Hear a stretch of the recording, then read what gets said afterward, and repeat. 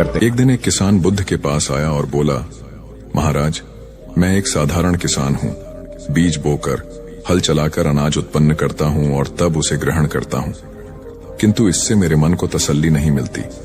मैं कुछ ऐसा करना चाहता हूँ जिससे मेरे खेत में अमृतत्व के फल उत्पन्न हो। आप मुझे मार्गदर्शन दीजिए जिससे मेरे खेत में अमृतत्व के फल उत्पन्न होने लगे। बात सुनकर बुद्ध मुस्कुराकर बोले, भले व्यक्ति, तुम्हें अमृतत्व का फल तो अवश्य मिल सकता है, किंतु इसके लिए तुम्हें खेत में बीज न बोकर अपने मन में बीज बोने होंगे। यह सुनकर किसान हैरानी से बोला, प्रभु, आप यह क्या कह रहे हैं? भला मन के बीज बोकर भी फल प्राप्त हो सकते हैं? बुद्ध बोले, बिल्कुल हो सकते हैं, और इन बीजों से तुम्हें जो फल प्राप्त होंगे वे वाकई साधारण न होकर अद्भुत होंगे, जो तुम्हारे जीवन को भी सफल बनाएंगे और तुम्हें नेकी की राह दिखाएंगे। किसान ने कहा, प्रभु, तब तो मुझे अवश्य बताइए कि मैं मन में बीज कैसे बोऊं? बुद्ध बोले, तुम मन में विश्वास के बीज बो, विवेक का हल चलाओ, ज्ञान के जल से उसे सींचो और उसमें नम्रता का उर्वरक डालो।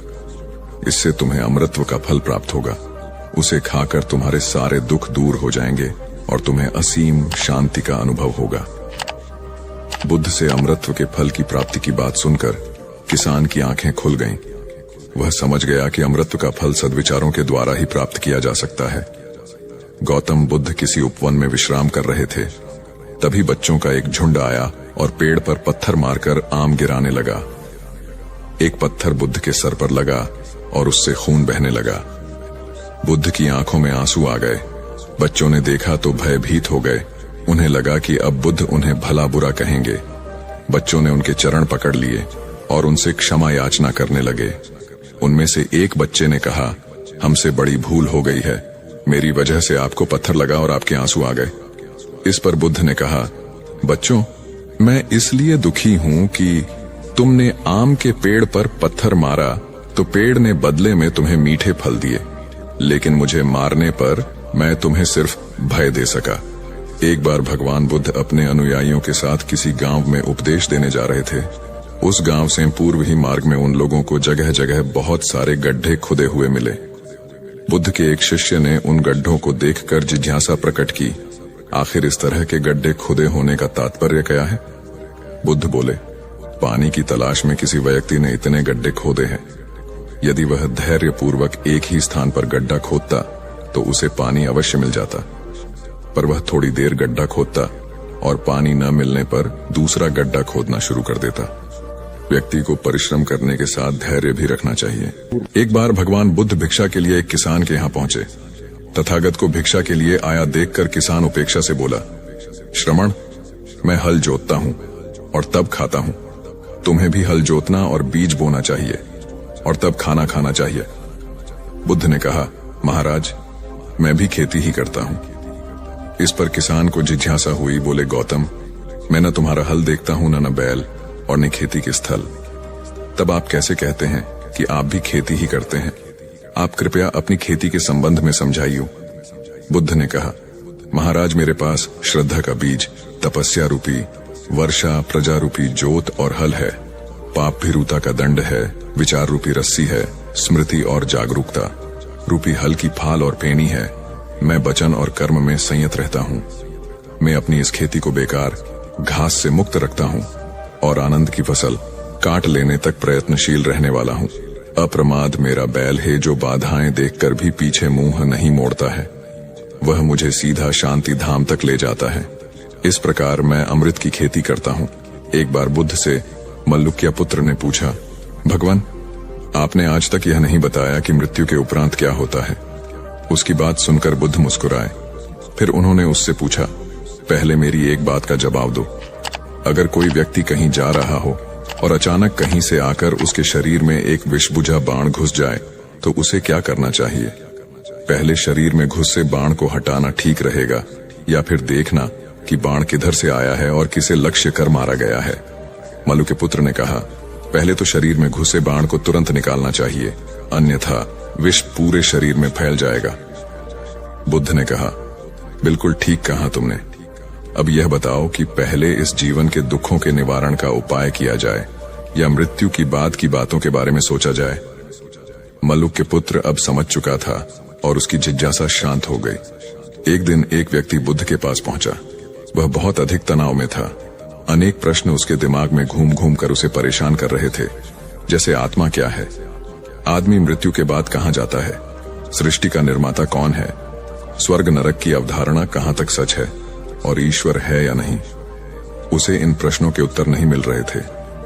जब वह बुद्ध के पास पहुंचा तो उसने देखा कि बुद्ध को कई लोग घेर कर बैठे हैं।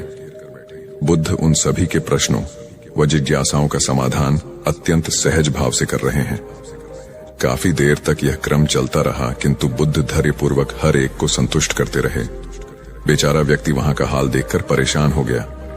उसने सोचा कि इन्हें दुनियादारी के मामलों में पड़ने से क्या लाभ, अपना भगवत भजन करें और बुनियादी समस्याओं से ग्रस्त इन लोगों को भगाए। किंतु बुद्ध का व्यवहार देखकर तो ऐसा लग रहा था मानो इन लोगों का दुख उनका अपना दुख है। आखिर उस व्यक्ति ने पूछ ही लिया, महाराज, आपको इन सांसारिक बातों से क्या लेना देना? बुद्ध बोले, मैं ज्ञानी नहीं हूं और इंसान हूं। वैसे भी वह ज्ञान किस काम का जो इतना घमंडी और आत्मकेंद्रित हो कि अपने अतिरिक्त दूसरे की चिंता ही न कर सके। ऐसा ज्ञान तो अज्ञान से भी बुरा है। बुद्ध की बातें सुनकर व्यक्ति की उलझन दूर हो गई। उस दिन से उसकी सोच व आचरण दोनों बदल गए। कथा का सार यह है कि ज्ञान तभी सार्थक होता है जब वह लोक कल्याण में संलग्न हो। महात्मा बुद्ध एक गांव में ठहरे हुए थे। वे प्रतिदिन शाम को वहां पर सत्संग करते थे। भक्तों की भीड़ होती थी क्योंकि उनके प्रवचनों से जीवन को सही दिशा बोध प्राप्त होता था। बुद्ध की वाणी में गजब का जादू था। उनके शब्द श्रोता के दिल में उतर जाते थे। एक युवक प्रतिदिन बुद्ध का प्रवचन सुनता था। एक दिन जब प्रवचन समाप्त हो गए तो वह बुद्ध के पास गया और बोला, महाराज, मैं काफी दिनों से आपके प्रवचन सुन रहा हूं, किंतु यहां से जाने के बाद मैं अपने गृहस्थ जीवन में वैसा सदाचरण नहीं कर पाता जैसा यहां से सुनकर जाता हूं। इससे सत्संग के महत्व पर शंका भी होने लगती है। बताइए, मैं क्या करूं?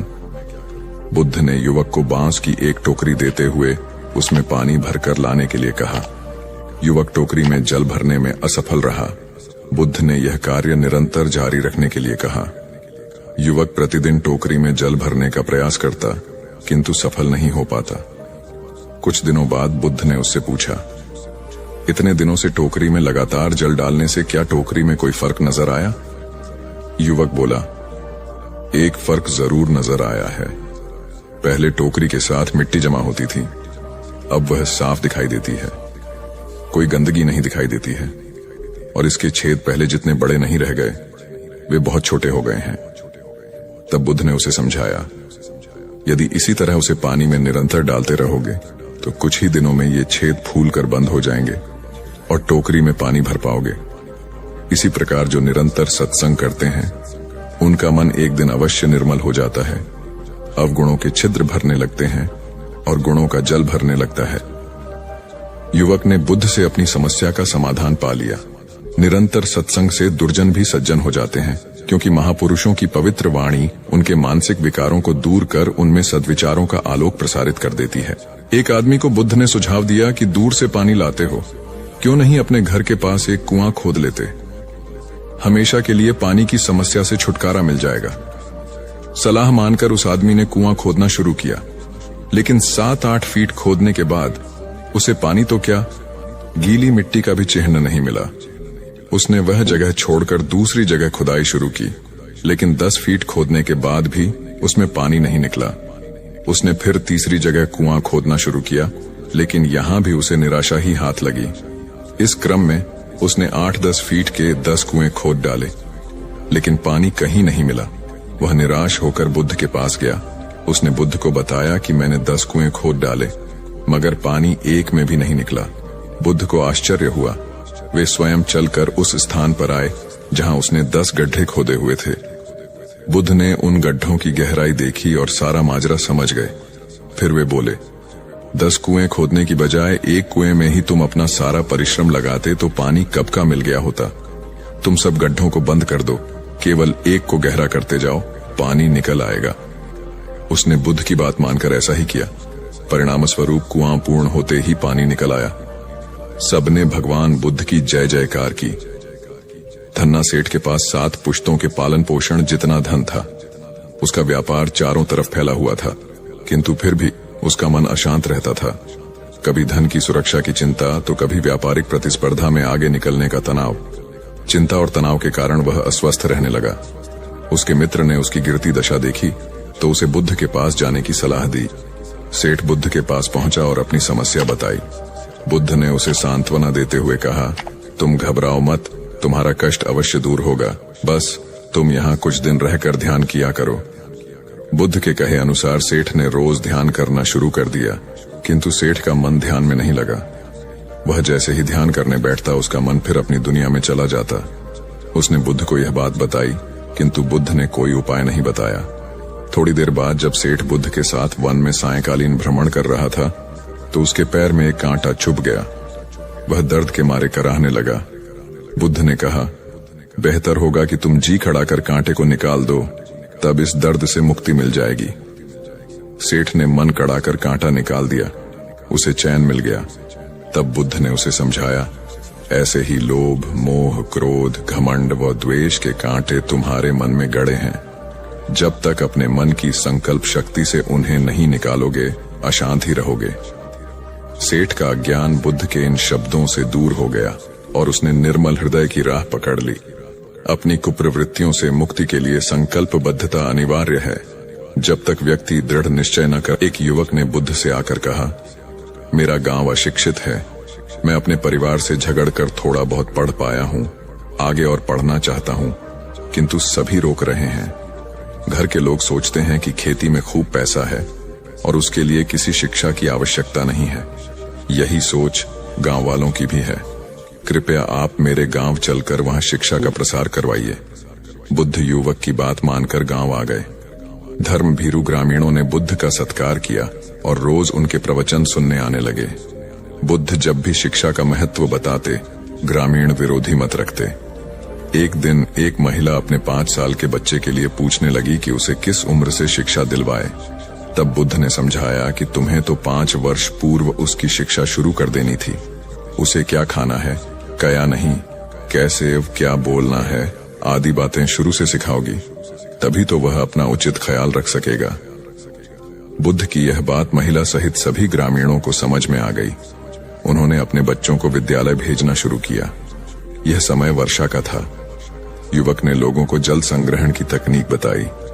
अधिकांश ने उपहास किया, किंतु युवक अपना काम करता रहा।